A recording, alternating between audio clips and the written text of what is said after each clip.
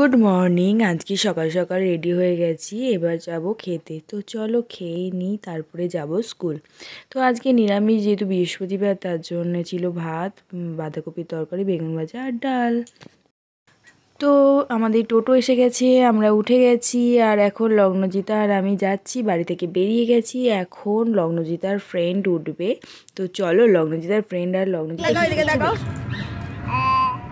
এই যে দুজনে দুই বান্ধবীতে উঠে গেছে। না আলাদা করতে নেই। এই দেখেছি সে কি সুন্দর মুখ করে রয়েছে, আর তুই যাবি।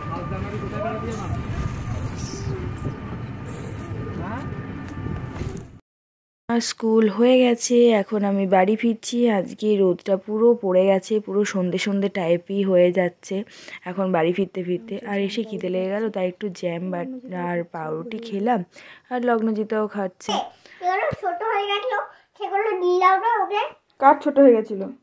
আমার আমার বয়স খেলাতে কি সেটা শেষ হয়ে গেছিল। তোর কি হয়েছিল? চিরুনি দাও। এই দেখো ওর জুতো, লগ্নজিতার জুতো ওকে পরিয়েছে। আর রাতে আজকে ডিনারে ছিল পনির ভাজা, সয়াবিনের তরকারি আর ডাল। আজকের মতো টাটা।